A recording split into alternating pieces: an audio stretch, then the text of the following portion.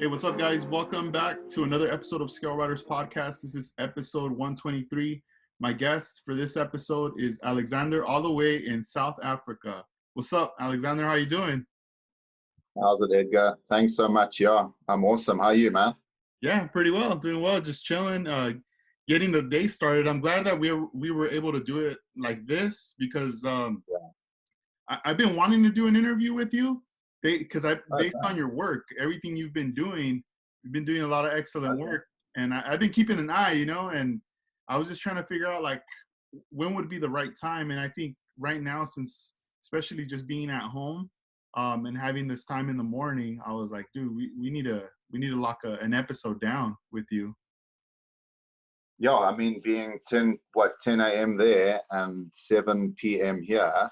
So I got home from work literally 2 hours ago, had something to eat, had a shower, whatever needed to happen.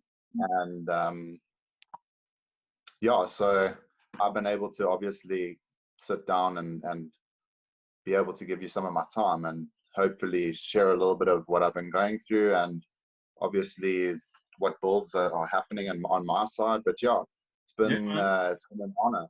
Thanks, man.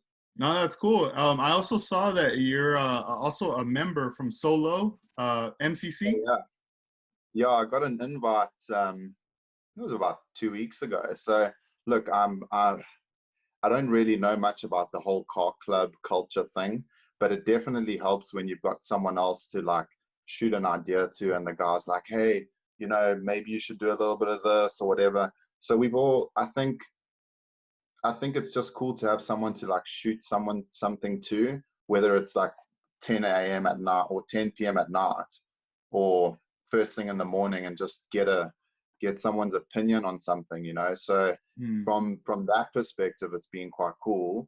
And on our side, we don't have anyone who's in the culture here. So just trying to get people's aspects. And yeah, I guess car culture in America is very different to car culture here.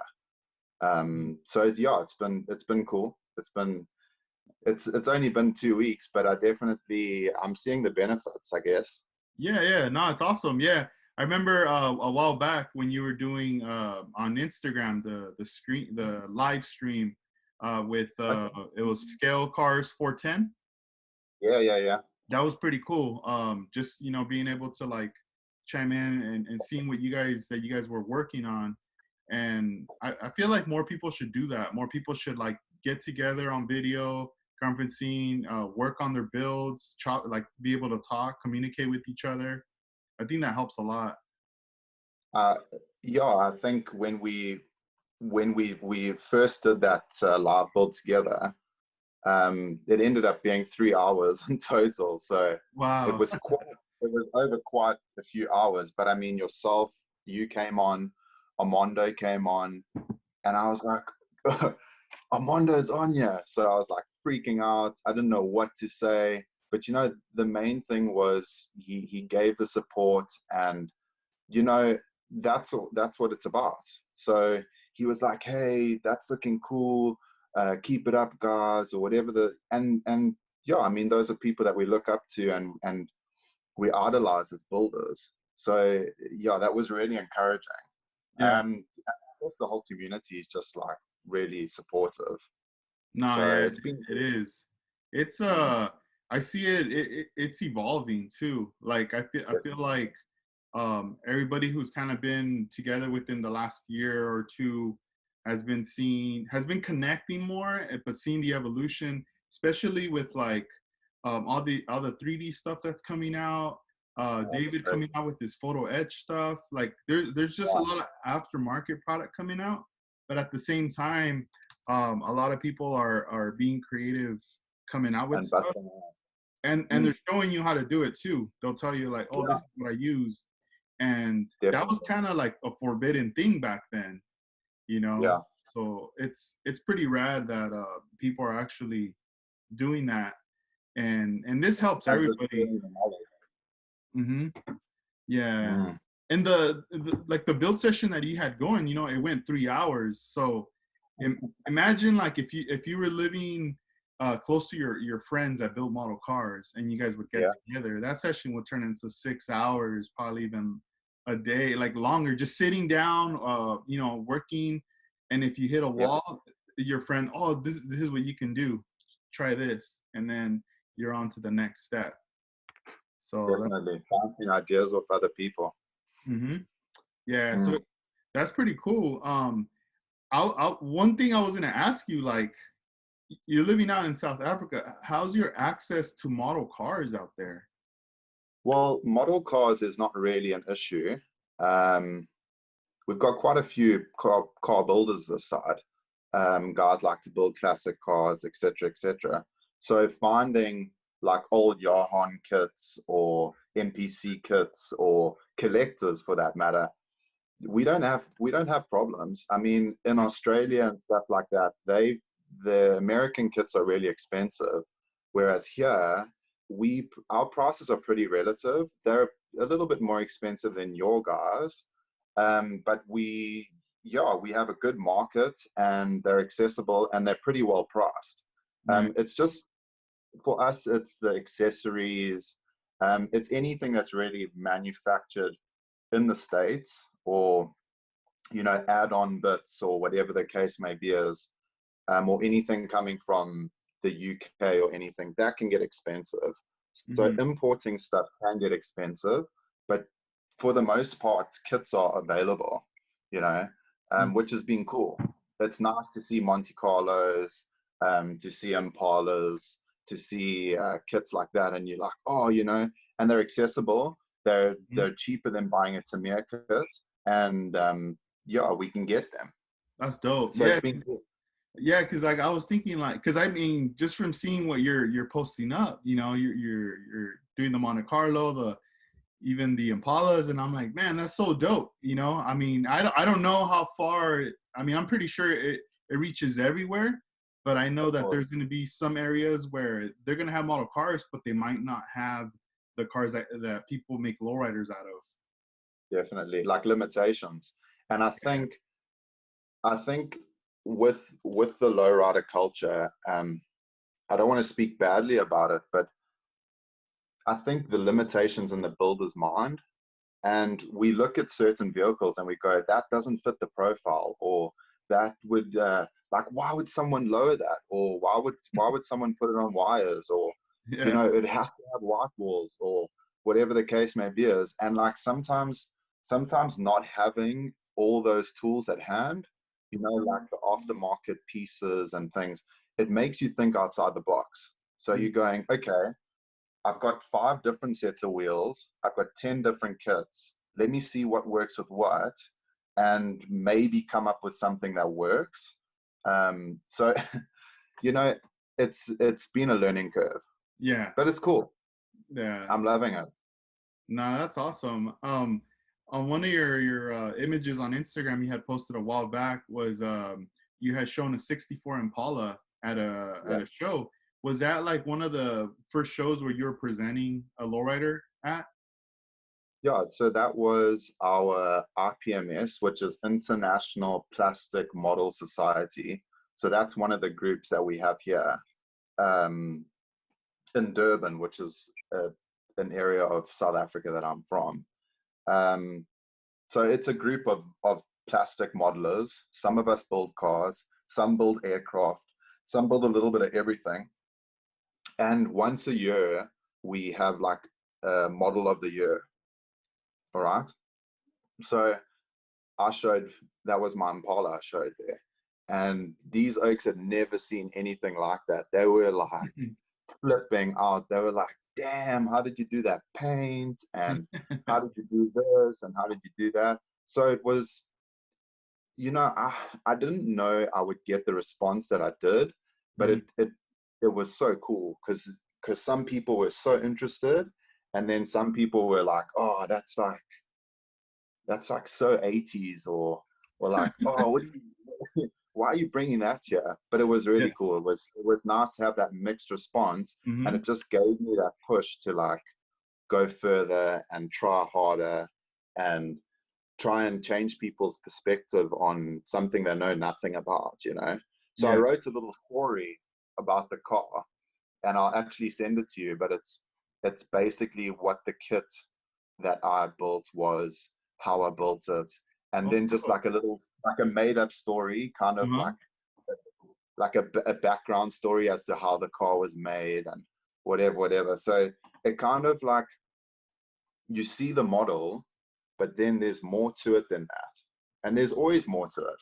I mean, no one knows what I was thinking when I was building it, or how I was feeling when I was building it. So I kind of created this backstory. So if someone wasn't interested in what they were seeing visually, maybe the words jumped off the page and could have captured them. So, and people appreciated that. They were like, hey, man, I like the fact that you took the time to write something out and let us know what was going on, or like how you actually got to where you got. So it Yeah, was cool. dude, that's awesome. I would like to read that. I would like to check that Yeah. out for So sure. I've still got that 64. It was my first one.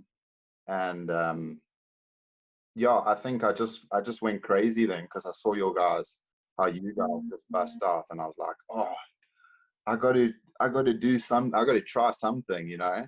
Yeah. So, but it was cool. It's cool.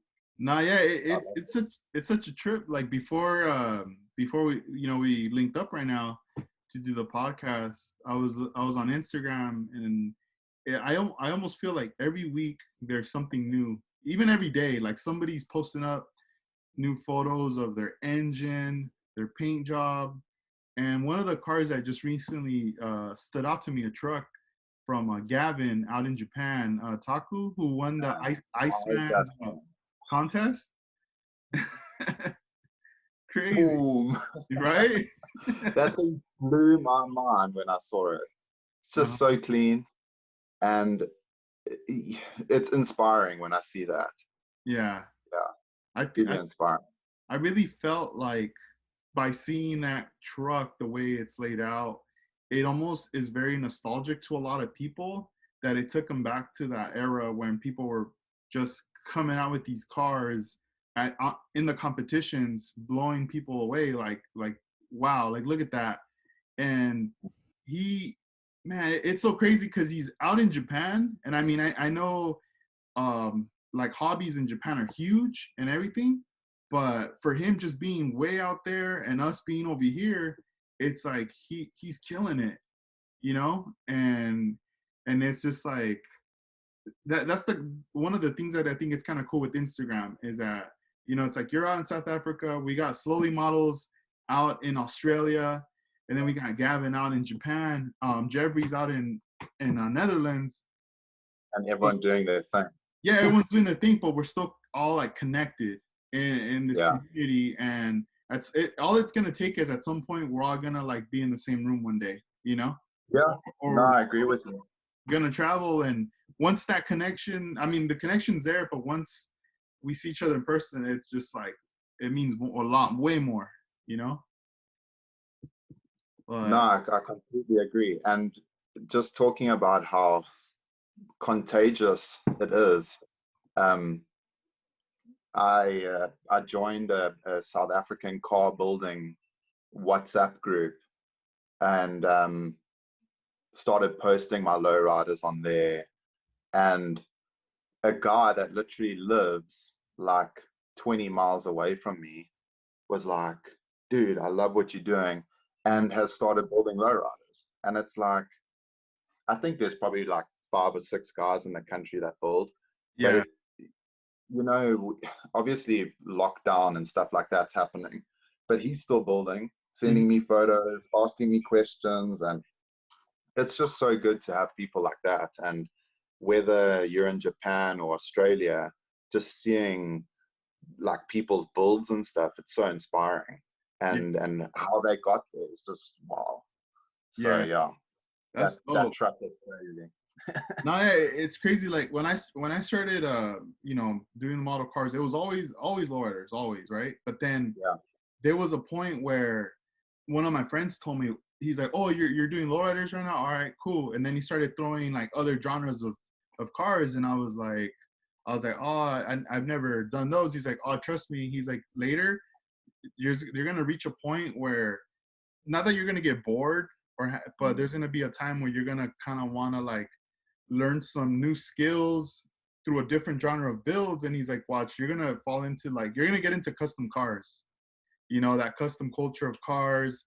You're gonna get into cars from like the 50s, 60s, all this stuff, right? And then he's then later you're gonna probably dabble into like imports Yeah. and all these things, but then it's gonna come around and then you're gonna land back with the Like Lowriders. a big circle. Yeah, Yeah. and it did happen as far as like the custom cars. I started falling in love with Mercs and sleds and all that. And I saw you Topping the too, top. like you posted a Mercury, dude. I was like, Yeah. man, that's so dope. Yeah, no, that Merc has actually it's been an ongoing build for the last like 4 months, 5 months. And I'd never really opened doors and things like that. So I opened the doors and I realized I actually don't know what I'm doing. So, Uh-huh. I very, so I Yeah. very quickly sealed the doors up and made it completely seamless. Uh-huh. And I was bouncing it off. I think his name is Tony Lopez, legendary something Oh on yes, Instagram. he's out in Texas. Yes. Yeah. So I was like, hey Tony, what do you think of this? So I sent him the idea. Uh-huh. And he was like, well, how does the guy get into the car? And I was like, he doesn't, because it's like a concept, you know, Yeah. completely seamless. But I mean, seeing a Merc, which is massive, I mean, it's so long. Oh yeah. Um, Seeing something like that seamless, it with the right color, it just works, you know. Mhm. So I just thought, you know what, I'm just going to do a seamless body. I've never seen it before, and yeah, I'm going to catch some flack for it, but I think it'll be unique, you Mhm. know. Yeah. So I'm halfway through that, but it's, you know, it's never a finished project, I guess. Yeah, yeah. That's the cool thing about some of these cars, you know, it's like you open up the kit, you get started, you have this idea, and you'll reach a point where you might get stuck or you kind of get burned out, but regardless, you if you put it away or you just kind of put it on hold for a while, um Mm, it gives you a break to clear your mind and refresh, and then you come back to it with a different mentality. Maybe now you saw some images somewhere or somebody's work that inspired you, and now you have like a sense of direction of yeah, where to go with now with the car. But yeah, it always feels like never ending because there could be a time where you could finish it. You think you finish it, right? You take it to your next show, you display it, and people are like, you know, they could be like, oh man, that's dope and everything. But in your mind, you're kind of like, ah, I still need to add this, or like I'm gonna take it back and take it apart. Like there's always like it just doesn't stop. You know, it's kind of like the real yeah, cars. You know, like people keep adding modifications. never ending. Yeah, man, it's never Yeah. ending. Yeah. How do you feel about that 65 Riviera? Which one? The gold one? The one I remember you had it in the primer stages. It's pink. It's Is it? pink. Let me Yeah, see. Let me because I I think wrote it's down. Oh pink. yeah, pink lowrider Riviera. That was your second lowrider. Yeah. Oh man, I love that one. I'll never get rid of that one.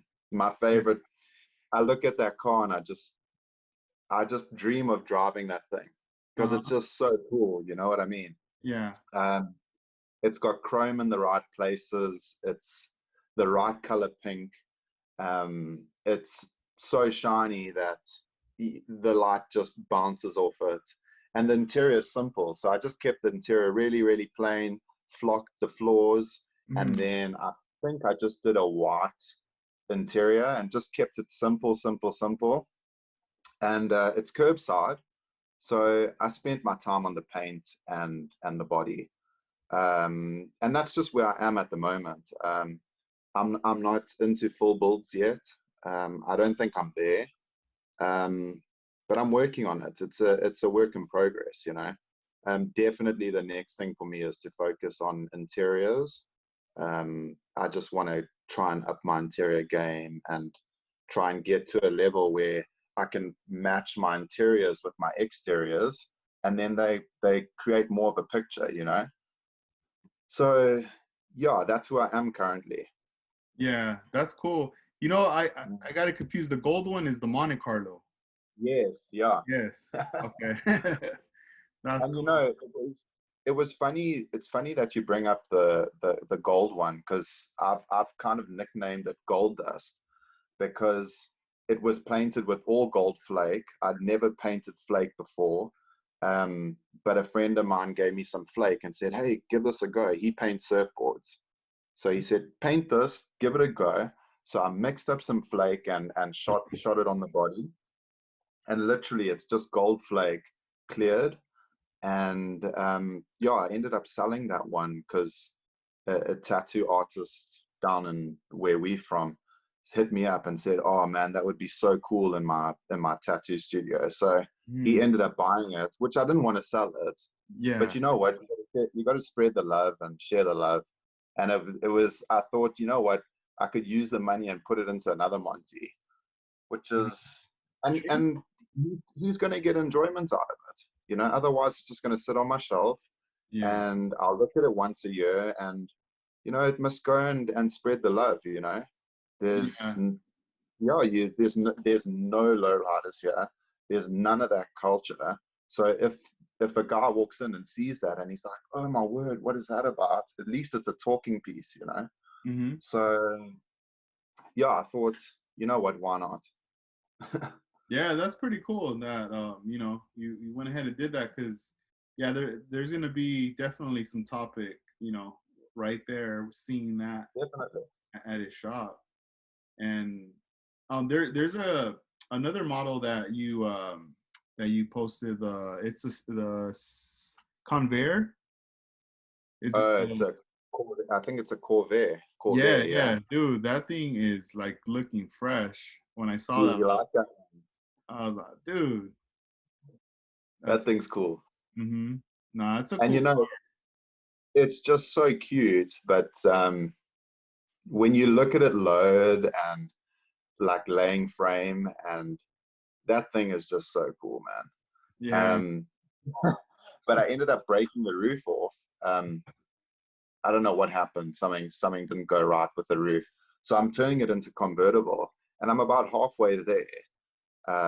Building a frameless front window, um, and then I've built a little convertible part for it and everything, and it's coming out pretty cool. I actually quite like it as a convertible, but I Hmm. didn't know how much that kit was actually worth until I started chopping it up. But you know what? It's been fun though. Really cool little car.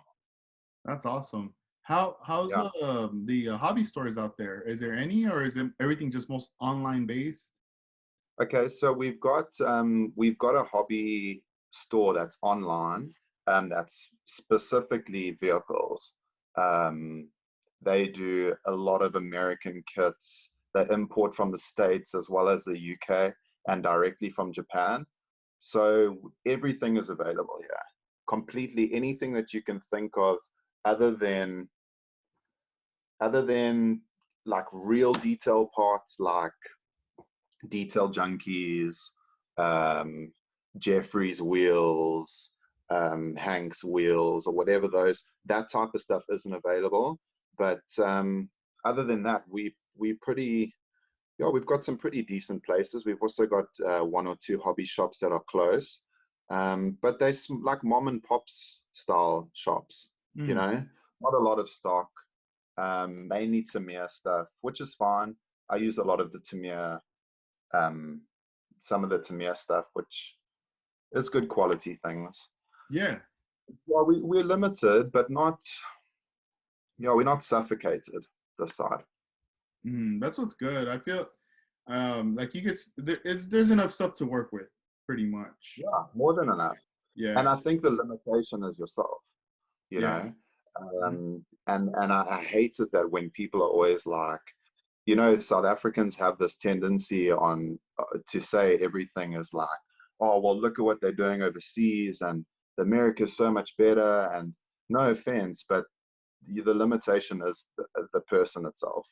So Yeah. if you want to do it, if you want to have fun, you can do it, you know, and you can have fun doing it. So Hmm. No, Yeah, I agree with you because like it's like even here we could be spoiled and have everything accessible, right? But then once you have everything, you might not even do anything. Like, exactly. I mean, how many guys do you know that have like so many kits that they'll never get to even building them? And you look at it and you're like, dude, that's just a waste. You know, like, no offense, but that's a waste. You know, like, yeah, having two or three of something is cool, but having 100 of something, that's just like, that's just greedy. You know what I mean? yeah, so sometimes what's cool too, like let's just say if you have a kit and you know you're not gonna be able to build it, or you just know, you know what, Pass it on. I don't think I'm gonna have the time. I know we could sell these at shows, but then again, once in a while, it's cool to like bless someone and give a kit to someone. Definitely. And then later you see what they do with it. I remember some years back, I had taken a paint class up north, Northern California, and I stayed with Luis Alexi Skelkars. Mm. Yeah. He welcomed me to stay at his home, and during that time, he was looking for a Cadillac, the Lowrider Cadillac build, you know, and I happened to have two kits. One I was working on, but I had an extra one. And Mm. at that time, I mean, they were expensive. People were selling them for 80 to 100 bucks, you know, and I could have been like, oh yeah, let me go ahead and list it online or sell it or whatever to Yeah. make money from it. But like just knowing that it was like hard for him to find that kit, and then he was letting me stay at his, it was just too much. I was like, why? I just need to give it to this kid, you know? And like he has the kit and he's been working on it and it's really I've seen cool. it. It's cool to Yeah. see the progress on him doing Yeah. that kit because, you know, I feel like the kid went to a good home to, you know, to him, and he's actually putting in the work. And And he sees the value in it. You know, he yeah, definitely sees the value in it. Yeah. No, no, I yeah, agree with you. yeah, he'll tell me, "Hey, man, like, don't." He's like, "I'm gonna finish it. I'm gonna finish it." I'm like, "Nah, dude, That's take it. your time. No But pressure." it's looking amazing though. Yeah. Yeah, Yeah. He's such a clean builder, and he's so young, but he's got some amazing ideas, and just his execution is so it's so clean. But he takes his time, and I think that's he's got the patience thing down. You know, mhm. so many people just want to slap things together, which is cool, but he really takes his time when he does things. No, yeah, because even like just talking with him and like, you know, he's asking me how do you do this, and I kind of tell him like this is the way I did it, and it's almost like he'll do it, but yeah, like you said, he'll take his time, he'll do it, and I'm like, man, that looks way cleaner and nicer than mine, you know? Like that's better than me. Yeah, I'm like, dang, it's crazy because, you know, I always ask him like, Yeah. even though I already know so much about him, but I still ask him like, hey, so you started when? Like back, you know, because he was young. He was telling me he's like 10 years old and stuff, Yeah. and just being on YouTube and like talking to certain people over time. And then he started to tell me like, yeah, like back in the day, maybe when he was 15 or so, he was like, it was like him and Trippity were Mm, were like already connecting through YouTube, crazy. Yeah. and like, you know, just posting their vids and whatnot because, you know, like Instagram was really wasn't around. They were using other mediums to connect, but Yeah. they kept that relationship to now, and it's kind of a trip to see that. Like it's like they've grown, you know, with it, with the hobby. Yeah. Yeah. No, definitely. And you can see that how they have evolved, you know, from year to year. But Hmm. it's crazy the levels that some of these guys are building at. I mean, Yeah. even I look at some of your builds and I'm like, my mind just explodes, you Oh, know, because yeah, I mean, obviously you work with your hands, um, you artistic, and you can see that in your builds, you know, and thank you. they have a they have like a flavor, you know, and it you can't replicate that. And that's what people are like, well, how do you do that? I can't tell you. Mhm. I can inform you of the steps I took, but I can't, you know, I can't lay the paint for you, Yeah. whatever the case may be. It's a personal touch. No, it's true. It's true. Yeah.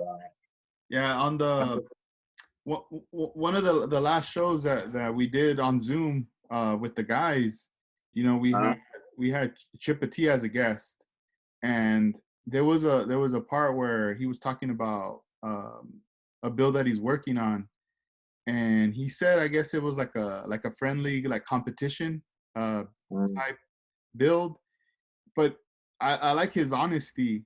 He was saying like, hey, like, you know, I went ahead and was like, yeah, let's do it. But man, I'm scared. He was like, I'm scared because there's gonna be things I'm gonna be doing that, you know, it's like he hasn't done yet. But then he started showing some images of the car with open doors. Even the back doors are like suicide, and the trunk's cut. It's almost like it's a good thing that he's doing that, this because that's pushing him to uh yeah, to take that risk, you know. And definitely. sometimes, like, yeah, you do have to face the fears, you know, because you might be like, man, what if I mess this up or I break the kit or something. But then you learn how to, like, if you do, how to put it back together and start again. 100%. And sometimes the fears are just in your head, you know, Hmm. and you've got the experience and the equipment, and you've got your friends around you that if you need a hand, hey, how do I do this? How do I do that? You know, and yeah, sometimes you need that. Hmm. No, you You need to do. push yourself. Yeah. um I, your YouTube channel, you have some videos on there, and there's a couple cars. One of them being the R34 and the RX-7, where Okay, yeah. you show like and even on Instagram you have a picture of them. But I just love the gloss on the clear Oh, coat thanks, man. on that. What kind of clear was that? So I was using originally RM, which is just a paint brand. I think they're OEM BMW paint, because I have a detailing shop. So my background is I am in the automotive industry.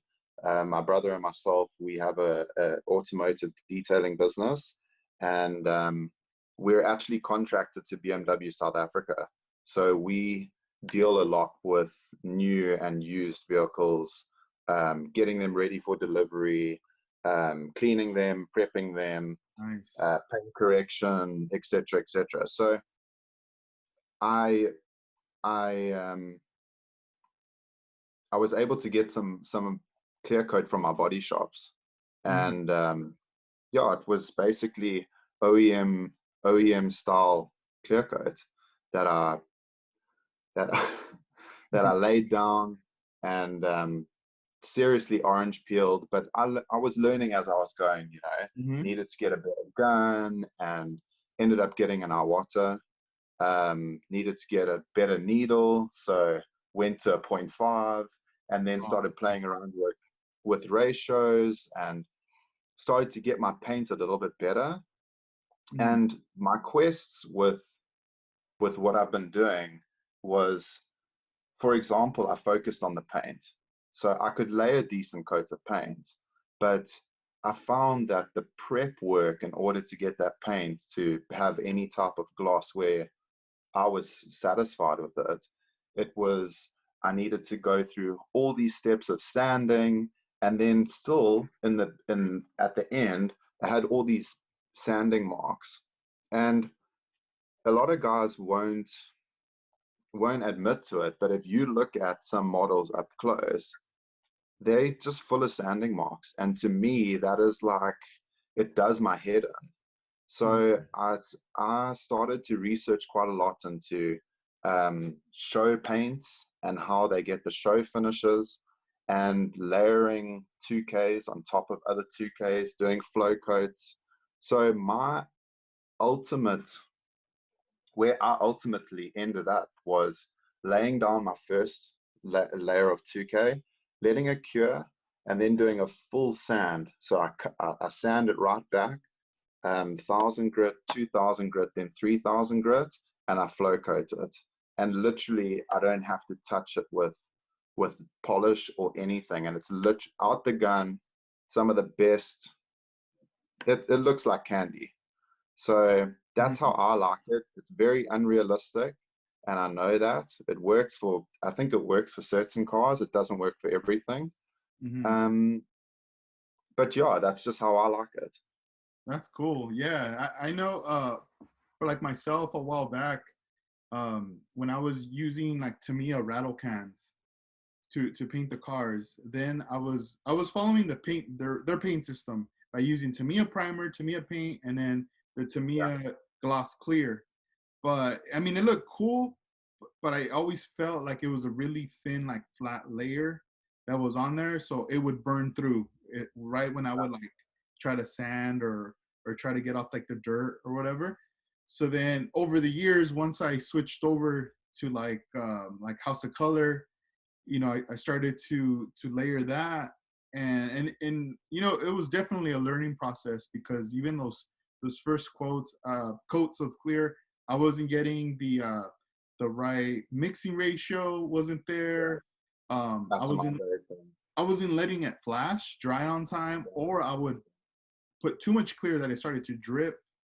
So it was just like a mess. But then once I started doing more research, and then I made a switch. I got an Iwata. I changed the needle. I also went with the point Yeah, 0.5 as well.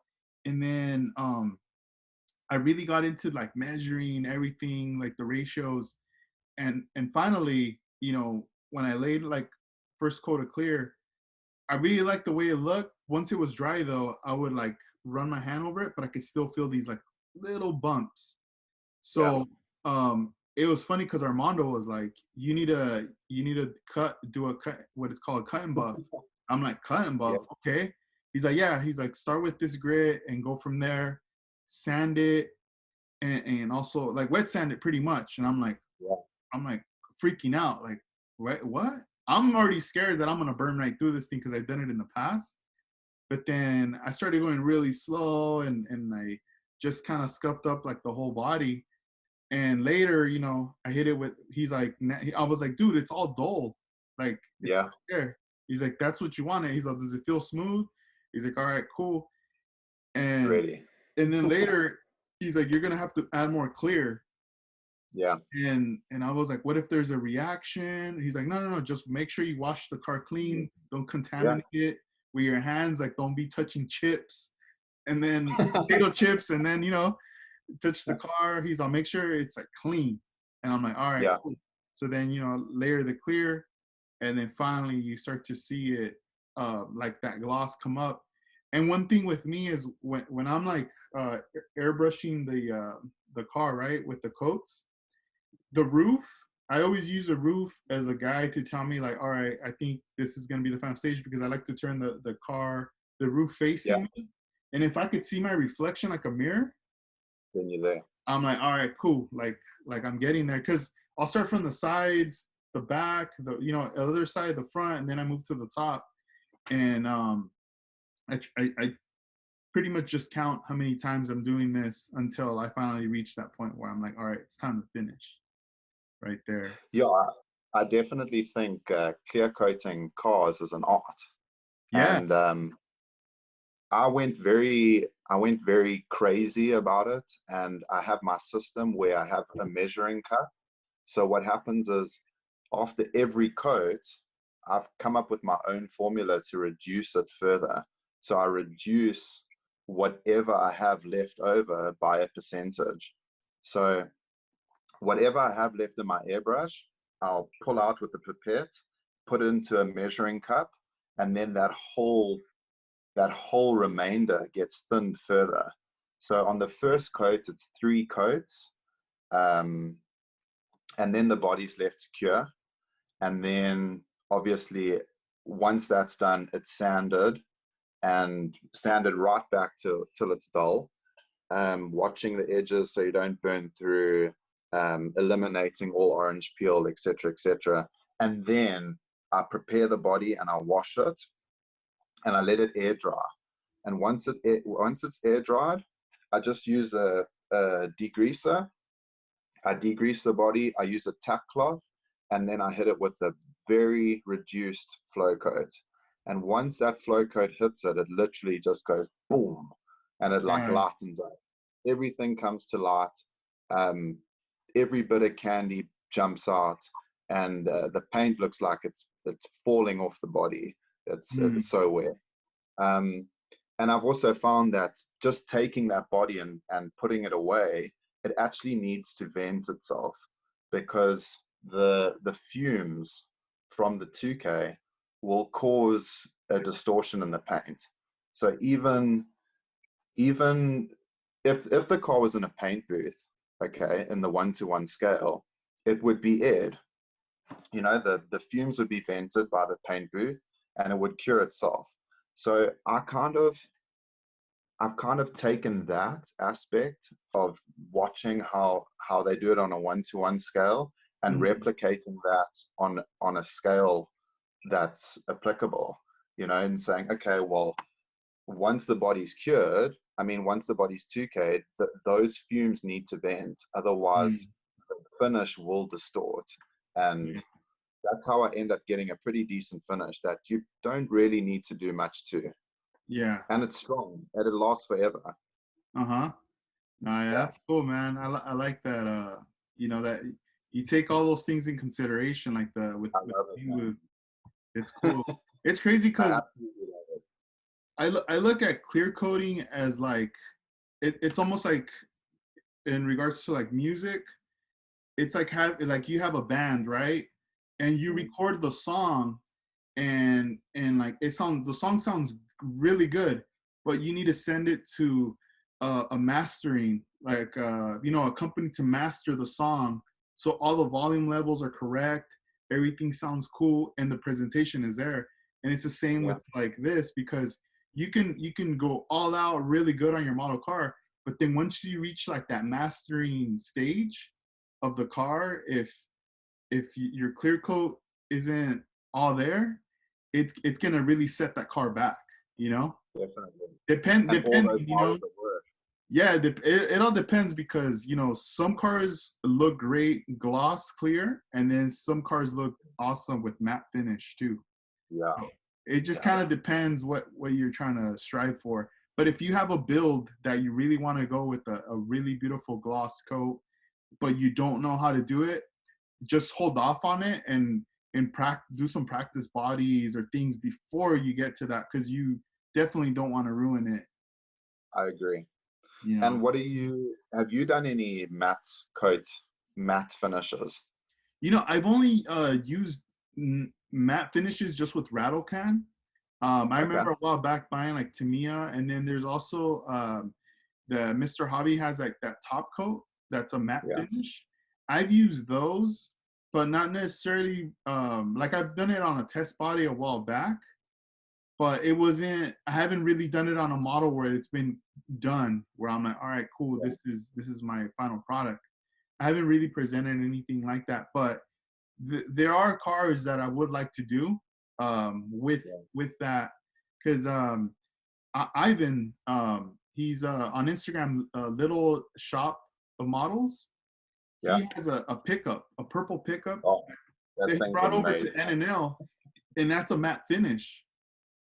And I was like, dude, like, It's amazing. yeah, it's crazy, because you would think, like if I was doing that car, I would have probably done it gloss. Yeah. But I mean, he was like, nah, we went with the matte finish, and he was also telling me that that's like a replica of a 101 scale truck. Okay. So So I you thought had that was a cool. yeah, okay. It looks great, and I was like, man, I need to probably do something like that with the matte That's finish. awesome. Yeah. Yeah, and tell us about a little bit about your business with your brother, the detailing business. When did this start? Okay. So originally, I studied to be a chef, and I worked in the kitchens and worked as a chef for quite a few years. That was when I left school, and my brother was in financing and insurance and stuff like that. And he came, and we've always worked on cars and bikes as young boys, growing up. And he just said to me, he said, you know what, things aren't working out. I think we should do something together. So we ended up opening our business together and working on high-end vehicles. And, we just worked from the ground up, him and I. And I think we've been doing it now for about 7 years together, or 6 to 7 years. Right. And yeah, it's grown. It's Mhm. grown from just him and I think we have over 50 people that work in our Wow, business with us. dude, that's So crazy. Yeah. look, I mean, you must understand in our industry, it's quite labor intensive, Hmm. but we handle a lot of vehicles. I think we do quite a few thousand vehicles a month, and yeah, we really busy, which is awesome. But Hmm. yeah, we get to deal with cars on a daily basis, supercars, um, brand new vehicles. So it's really cool. We really blessed. Yeah, So man. we're in the industry.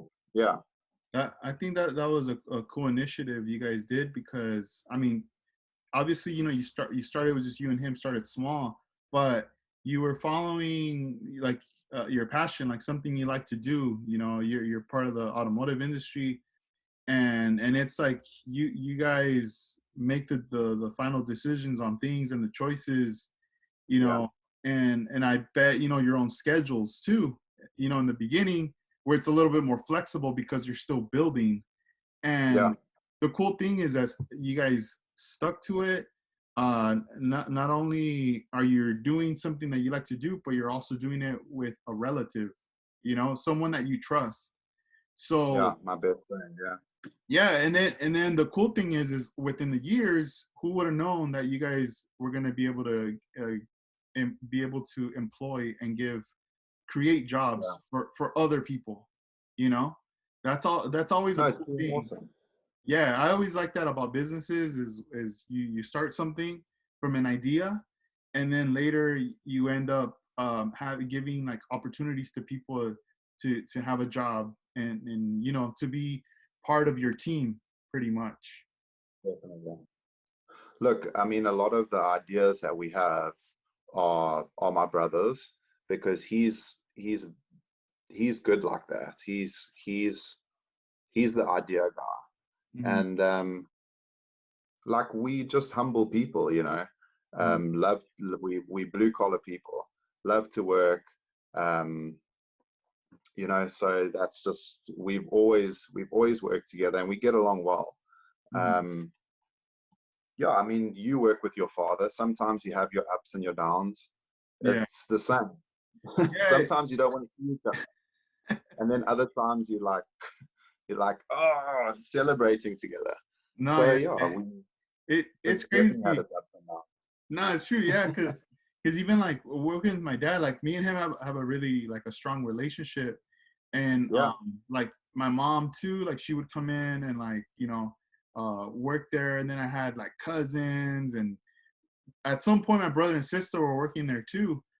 And I remember I would have friends come over and just kind of visit real quick, like to say what's up, or I would invite them into the back, and they would just see our workflow, and they would just be mm, like, "Man, I could not be able to do that with my family." I'm like, "What do you mean?" yeah, He's like, "Dude, like my parents would be fighting. I'd be fighting with my brothers or with my dad, like."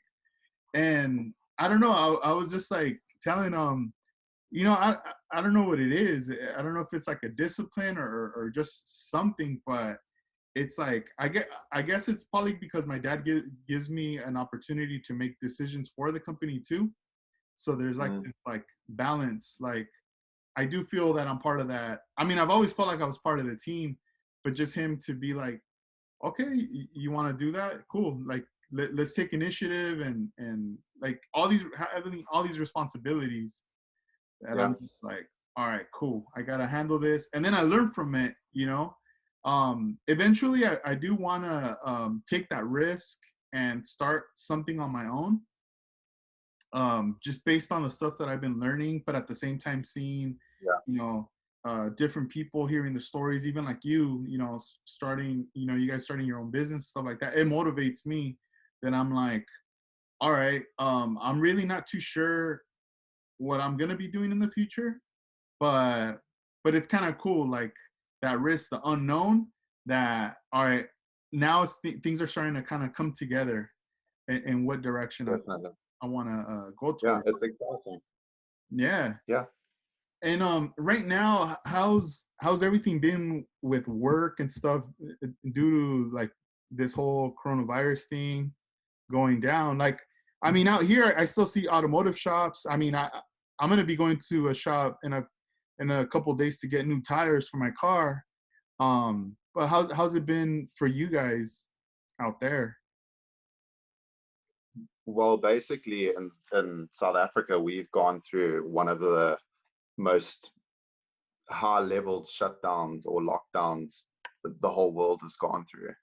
Um, Sale of tobacco, sale of alcohol, that's been prohibited. Any work has been prohibited. So basically, we spent 30 odd days at home um, fighting this virus and fighting the pandemic as a nation. And they seem to have let off a little bit, and Mhm. we are able to go back. But we're only allowed, I think, 25% or 30% of our staff at work at one time. Mhm. So yeah, it has affected us. But we are looking at the numbers today, and we're busier now than we were before. So Mhm. you Yeah, dude. know, yeah, I mean, we got to keep on. Otherwise, unfortunately, the business will just fall apart. Yeah. And the industry needs us, so we're there, and yeah, we're fighting. We're not scared. We Mhm. we you know, um, it's been I think it's needed, because a lot of businesses have had to restructure, Mhm. and I think staff that were messing around are going to be retrenched.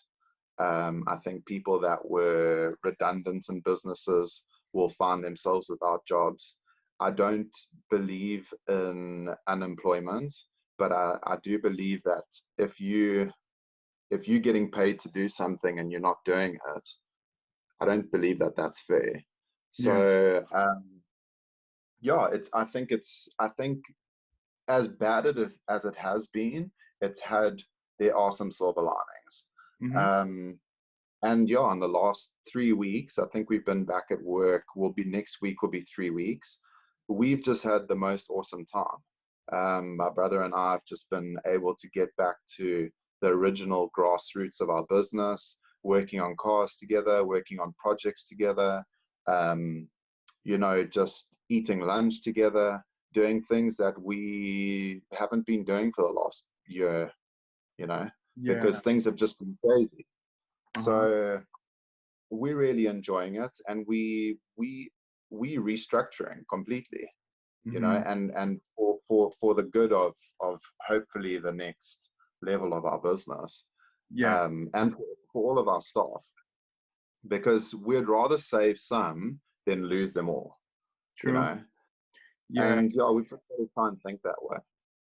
Oh yeah. Yeah, cuz even like for us at the shop, we've been closed since March 15th, Yeah, and we haven't been opened, and we're planning on opening June 1st. We got yeah, the green light to open, but at the same time during this process of being at home, I've been writing down notes, like a new like how you said, redoing, like reconstructing the way that we're gonna work the shop. And during this whole thing, I was telling my dad, because this is the first time that my father has really like rested, like being at home, almost like had a, a holiday. yeah, because Yeah, yeah, exactly, because he's been working like nonstop, and only in yeah, I December he can gets imagine. 2 weeks off, and that's it. And other than Yeah, that, it's nonstop work. We close on Sundays, and he's still working on Sundays at times. And I yeah, was telling my dad, look, like you've been at home for like, it's almost been like 2 months or 2.5, whatever. But how do you feel being at home, like, because he's been, man, I was able to clean the house, I was able to do all this stuff that I haven't done in years, right? He's spending like lots of time with the family and with your whatnot. family. And it's different because you could kick it with your family at work, but then Yeah, kicking it at definitely. home, it's a different atmosphere, you know? And I told him, um, you know, we need to change the way that we work because we were working too hard. And I feel like a lot of Mm, businesses were also like that, like working too hard that you have to pump the brakes. Like this right here really brought us to a screeching halt that we need to really see what are we doing, because we could mm, be doing sales at work, but then we're probably spending too much too on product. Our overhead is too much.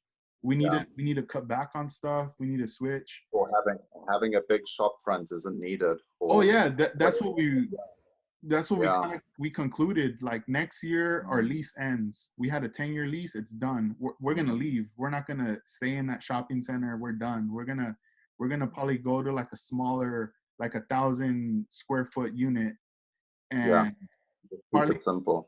yeah, probably pay a quarter of what we're paying right now, and no walk-ins, no pickups, Yeah. everything just delivery based. Order online, you know, phone orders, and that's it. And Perfect. instead of working crazy hours, or not crazy hours, but like the full-time hour, like 8 to 6, I told my dad, you know Yeah. what? We're just gonna work hard from like 9 to 2 and let's go home. Like I just told him, let's just go home. Like Yeah. we're not opening the doors for anybody. Like it's Yeah. just gonna be us. We come in, we handle the orders, we deliver them, we're done. We gotta go home. And And what did he say about this? he's Like, I mean, what's his take on it? he's so down with it. He's so down with it. He told me He's like, like, yeah, hell yeah, I want. All right. He's like, that sounds cool, because that's awesome. there'd be times where like I'd be there from like 3 to 6 and nothing's happening. Mm, No one's walking yeah. in. No one's calling. I'm just standing there or sitting in the back, and I'm like cleaning, and I'm like, what am I doing here for 3 hours? Like I should already be at Yeah. home, you know? Yeah. And And obviously, I mean, with you having a child coming, a little yeah. baby girl, so congrats on that. Oh, thank You're you. going to want to spend as much time at home as you can, you Yeah, know. for Um, sure. but you still want to do an honest day's work. Hmm. You I don't know, kind of sitting at home has its perks, but I don't think you'll be fulfilled sitting at home forever. Yeah, That, like I'm already like I'm like it's crazy because I'm in like in the middle. Like I want to go to work to yeah, handle, but I know that we've already have the date all right until June, and I know I have these. I would say like these last couple weeks of May, right? So in my head, I'm thinking, all right, let me try to do as much as I can with these last 2 weeks. Whether it's like video, podcasting, recordings, editing. Let me handle all this stuff. Let me try to learn as much. Even through yeah, YouTube. Let me learn how to do Photoshop. Let me learn how to edit and all this stuff. So this way, by the time I go back to work, I'm not gonna have enough time no more, and things are gonna change too because I'm gonna be expecting a baby, and now my time's yeah, gonna be very limited. Where it's like I'm playing it by ear. I don't know how things are gonna pan out, as far as like doing stuff. But if I have even if it's 30 minutes, I'm gonna do whatever I can in 30 minutes. You know. yeah, But it's a trip. Like even being home and I have my models, um, I know I can work on them, but it's like I'm missing that element of responsibility of being at work to feel satisfied enough to yeah, be like, all right, now that I work, now I can play. exactly. Yeah. I'm with you. Same. And you know what? You'll go through a few days of just binge building, and then by the end of it, you're like, I've just, yeah, my purpose. I don't have purpose. I need purpose. I need to work. Yeah, no, But that's I so can. true. So how long have you been? How long have you been at home for Yeah, I'd say yeah, since like March 15th. now? I just Man, you I must just be been here, losing your dude, like mind. months. And what's funny is like on the YouTube videos, I started adding like Yeah, the images to like and doing like all yeah, these I clips. saw that. That's Yeah, because I have all this time, right? And and now that's kind of a thing where I'm kind of like in a way like, oh man, like I hope that doesn't change where I'm like I don't even have time. I can't even do those clips anymore. But I'm trying yeah. to find my formula so I'm able to do them with like easy and not being a hassle, you know? But to be honest, you've always put out good content. Like whether it be your YouTube videos, whether it be your podcasts, whether it be your Instagram, you've always made sure that it's clean, that you know what you're doing, and it's always come across professional. Even if it's like one man band, like behind it there could be 30 people. You know, No, people look at Scale Riders and they're like, whoa, like this is a big company. Look at all their merch and all this type of stuff. And it's just one guy hustling, trying to make it happen. And thank yeah, you. man, I take my hat off to you, and you've done it. It's you've inspired people all around the world with your brand, as well as just the culture, you know. No, So whatever you're doing, it's been worth it, you know. yeah, no, I almost it's so crazy because when I think back at it, I still remember like the time that I went to Japan and I hung out with the guys with Armando Juan when I took that trip with them, and this is the first time that I was really like connecting with Jeffries, you know, because Yeah, I didn't know them too well, but just being around them and being around other model builders from Japan, um I really felt this like inspirational, like this energy, and whatever I was feeling, I was like, you know what? I want to share this with everybody. This experience I'm having right now, I want to share with everybody. But I also saw it as a mission. Like, I want to push these stories. I want to push experiences and people's work out there, you know? mm, During that time, I saw a void. I saw that there wasn't a lot of things going on to showcase. You know, we didn't have the dedicated magazine around yet no, at you that didn't. time. Yeah, You know, there was YouTubers, but I started to notice that it wasn't as strong anymore. It was starting to kind of come down. Um, there wasn't too many like social media outlets for it. So I was kind of like, you know what, I'm gonna make it a mission to, you know, to do this. And at the same time, like like back in high school, I would skateboard, and then a lot of the skateboarders, professional skaters that I looked up to, you know, fast forward like years later, I started watching like Vice magazine yeah, on YouTube, and they started going back and interviewing a lot of these skaters from the '90s, where they're at all the stuff. now, that Yeah, epically latered. And I really liked that concept. I was like, oh, that's dope. Like, you know, this person's like a surfer now, or this person just does stuff at home, or they have their own business. yeah, And it gave me like some kind of closure. Like now, oh, okay, this is what this person does. So mhm, taking that idea, I was like, you know what? I've always wondered whatever happened to this artist from this magazine from the '90s that did this lowrider car, you know? So then it just kind of like went from there. But obviously, it's kind of evolved because I started meeting, you know, a lot of new builders on Instagram, and, you know, and also reconnecting with people from back in the day. yeah. So it's always been the way I look at it. It's almost like skill riders is like a train, and it's moving, and every time I see like you guys doing stuff, killing it, it's like I'm just fueling this train, and it keeps Yeah. running and running and running, and it's gonna keep running, you know, because Adding the passenger. you guys are really like the backbone inspiration to, Oh, cool. because I get excited. I see what you guys do, and I'm like, oh, dude, like Yeah, I want to share this, because I know that everybody is very humble on here. Like I know, you know, there's only you're gonna go as far as like showing your work on Instagram, and mm, you're gonna explain something on the caption, and that's it, you know.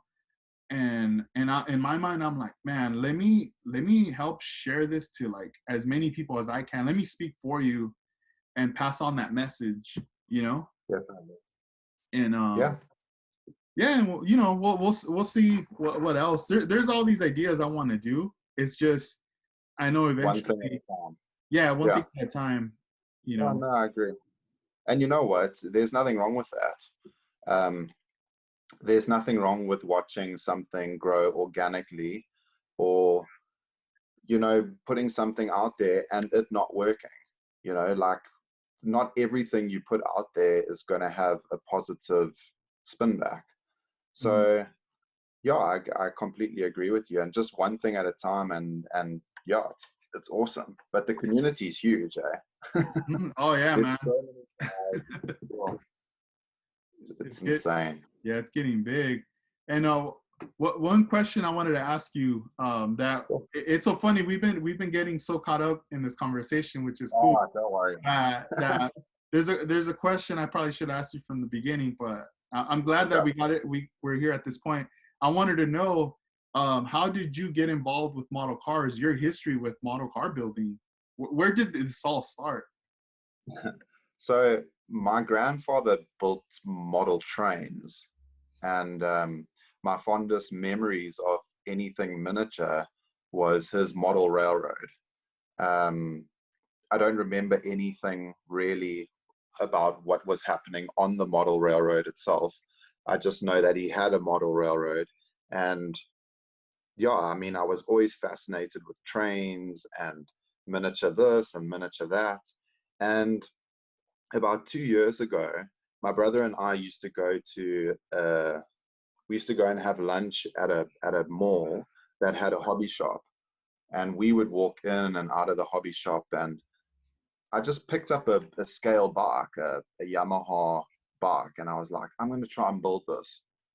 And yeah, I completely underestimated how hard it would be.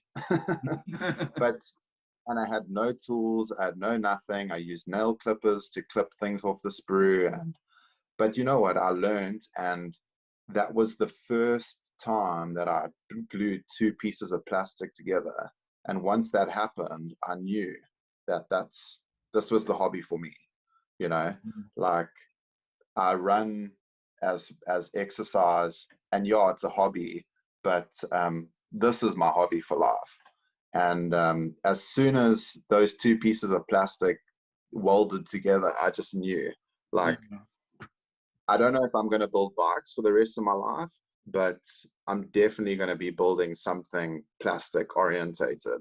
So from there, I built Tamiya VW Beetle, and that was so cool because I got to chop things up and I got to change a few things here and there, and the build actually came together. So I got to see a finished product, and I was like, wow, I created that, you know. Yeah, maybe it's not the best, and I could do this better or I could do this differently. But when I showed my friends, they were like, wow, you know, like that's so awesome. Tell me more. How did you do this? How did you do that? And I just knew I don't care what space I'm in my head, this pulls me back to reality. So if I'm having a crap week, I sit down at my bench and I'll sand something for 2 hours or whatever the case may be is. But this is for me my soul food, you know, and Mm. finding model building has just been the most calming thing in my life, because before I was so neurotic, you know, and I needed, I always needed attention and all these type of things. And when I sit down at my bench, all that type of stuff just melts away, you know. So I realized that pretty early on, um, where my partner was turning around and saying, damn, you spend a lot of time building models. I'm going, well, this makes me happy. Mm-hmm. Um, and yeah, so I've kind of found a bit of a balance now. I don't overbuild because then I just burn out. Yeah. Um, and I try and work on things that I keep things quite well boxed up. So if I want to work on something, it doesn't take me 4 hours to take it out and work on it. So everything's in one box. I just open the box and I've got bumpers there, wheels there, this there, that there. Mm-hmm. So if I want to work on my Merc, I pull it out. If I want to work on a Porsche, I pull it out. If I want to work on this, I pull it out. It doesn't take me 2 hours just to set up. Yeah. So it's taken me a little bit of time to get that kind of workflow going. But in June will be 2 years that I've been building. So it Nice. hasn't been too long. Mm-hmm. Um, and I think Lowriders, I've been interested in them for about 8 months, Yeah. 8 to 9. Nice. And I've got a few kits there. I think in total, I've got 20 kits, 25 in my stash, and my limit is 30. I'll Mm, keep it at 30 and I won't go over that. mm. I just don't feel the need. You know, I also don't want to have a million boxes to build and something happens to me and I leave someone with this burden of a million model kits. I just don't think that's fair. So Yeah, I, they you take know up a what I lot of mean? space. Yeah. So I just keep it real simple and I try and build things that I like, you know. Mm. Um, but yeah, it's been 2 years. That's cool, man. That's pretty awesome. It's funny you say that about, your partner telling you, hey, you're spending a lot of time on these models. I've had that in the past, like, you know, not only from a partner, even from friends too. I remember back then Yeah. with living with a roommate, and I was like getting restarted back into model building, and my friends are getting ready to go out, like, oh, we're gonna go out. And I'm over here, I started in the afternoon, it's already night, and they're like, dude, you're not even ready, you're not gonna roll? And I'm like, nah, I'm gonna chill. I'm like so consumed. And they're like, dude, come on, let's go. Like, we want you to go. And I'm like, nah, I'm gonna stay. And then later, oh, dude, you're spending too much time on that. But now, but then, you find that balance where Yeah. you go, all right, I need to step away for a little bit, and then It's I'll like be a back. harmony, Mm-hmm. definitely. It's like that perfect harmony. And I think when you sit down at the bench and your mind is clear, you Mm-hmm. can work for 2 hours and get so much more accomplished than when if you just sit down with zero purpose. You know, then I end up spending 6 to 9 hours at the bench and I've done nothing. Yeah. You know, so I'd rather like walk away and say, you know what, not today, and wait for the inspiration to come than try and force it. Mm-hmm. So No, yeah. I've kind of learned that in the last few months. Yeah, that's true. No, that's pretty Yeah. cool, man. I like what you're doing. And also, are you still been messing around with the pinstriping? I got a brush and I haven't. Unfortunately, I don't actually have the right enamel paints. So I Yeah. was using like Premier enamels. But I'd like to. I'd like to Yeah. do a little bit more. I And wonder I wonder if there's any retailers out there that you can try, like the that Alpha 6 is Alpha pretty good. paints, no one has. No? No Yeah. one has. Maybe Right. later. I feel like once like everything jumps back, like everyone's back at work, I'm sure distribution and things are going to change, because if you think, like, it's so easy for all of us to now communicate, like you have friends all over the world, right? Why would it Yeah. be why should it be so hard or expensive to be able to have, like if I have products here, why can't I have them over there or around the Yeah. world? They should be Yeah. available everywhere. So I kind of feel things are going to change too with that, I hope. No, definitely. Definitely. Yeah, because honestly, like, if there's a paint that they say, oh, this is like the industry standard and we have it here, it should be everywhere, and the vice Yeah. No, vice I agree. versa. If there's a product that's created out in your country and it's a standard, hey, I want to try it out. you know it should I be agree. it should be everywhere. But not. And what do you feel with that Alpha 6? How Mhm. do you, is it amazing? Like, Dude, I is it like life it. changing? You know, I remember during that time when Alpha 6 came out, the way it caught my attention was because the owner was coming out with he started off with like tools, accessories. So he started coming out with these like brush holders, and then these cans and different things, right?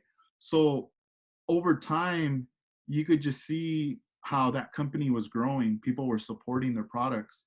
Eventually, he decided to take that next move into, what, I want my own paint line. And once it came out, I was very like, I didn't want to jump into it right away, because Yeah. I just wanted to see who's using it, or how's what. But then I said, you know what? Let me actually buy a sample kit. And that was a cool thing. He was Mm, selling like a I think it was like a 4-ounce bottle, three colors sample kit for like $10. And I was yeah. like, this is so cheap. So I bought it. That's so cool. Yeah. And then I just, I started to get like my brushes and all that stuff.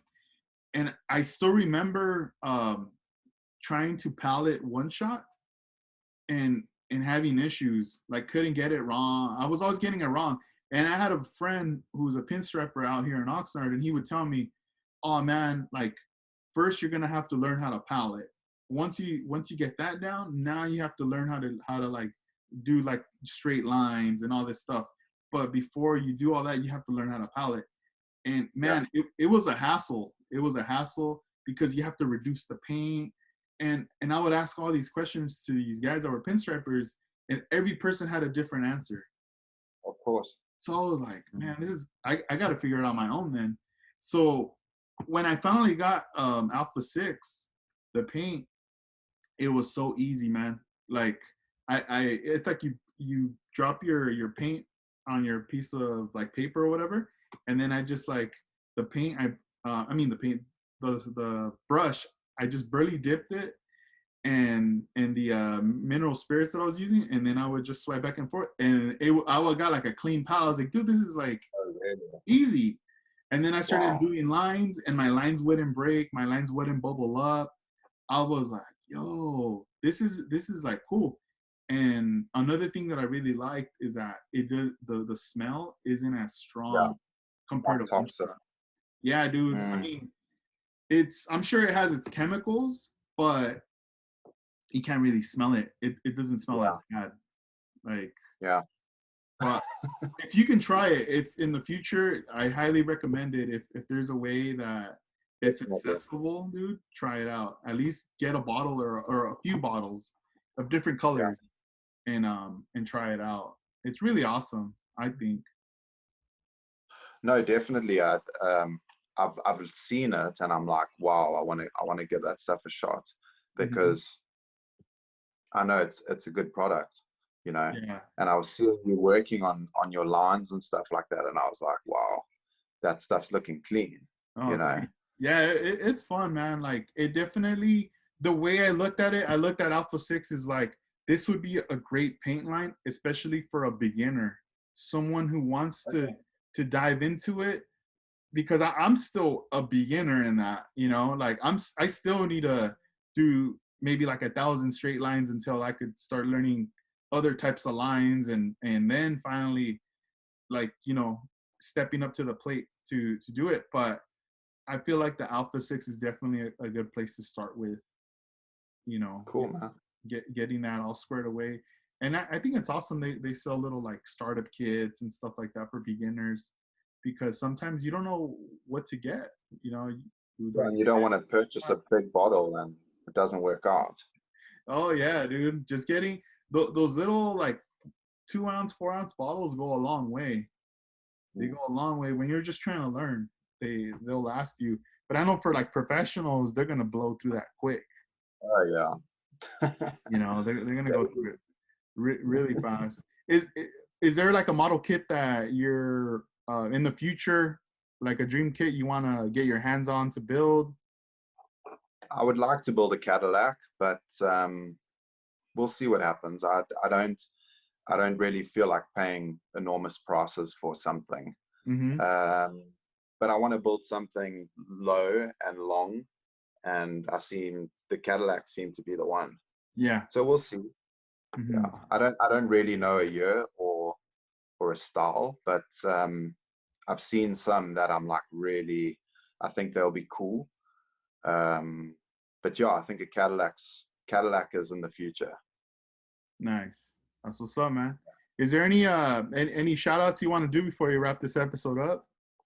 Oh, definitely. I'd like to obviously thank you for giving me the opportunity to come on your show. And yeah, it's been cool. The Instagram community for just like always being helpful, giving likes where likes are due. And, when you need a bit of inspiration, they're always there.